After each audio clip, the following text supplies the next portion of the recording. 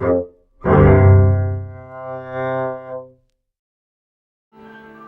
think that it's typical that I somehow end up with some intimate relationship with the institution that I'm working in. People who work there end up having a very direct relationship to the work or even being in it.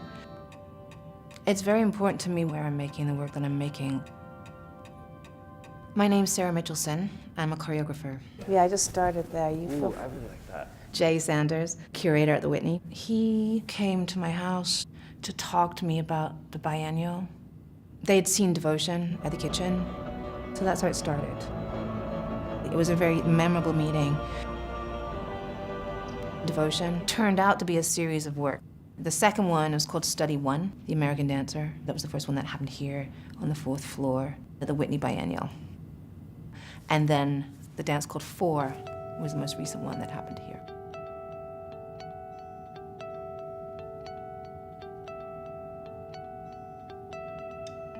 In Study One, I had made a floor from the original Breuer Whitney Museum blueprints.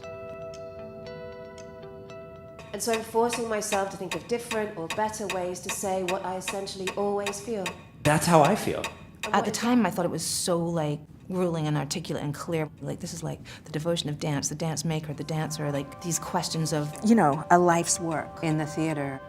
And then it turned into like such more difficult understandings of where dance resides in the dancer's body, what's the dancer's own relationship to performer, what is devotion.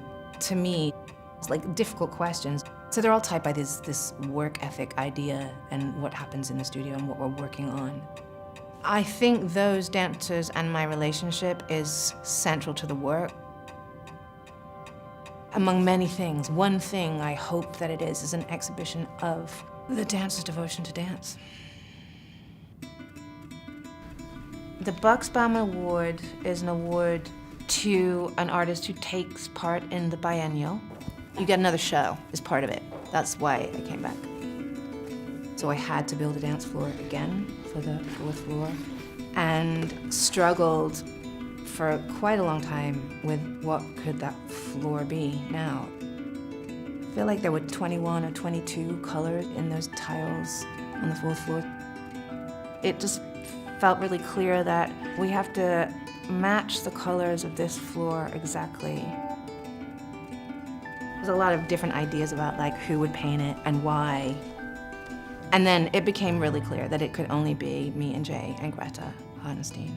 We ordered, I think, 220 sheets of masonite, and for the month of November did this just massive project. And I think we didn't know exactly what it was gonna be when we started painting it. It was paintings.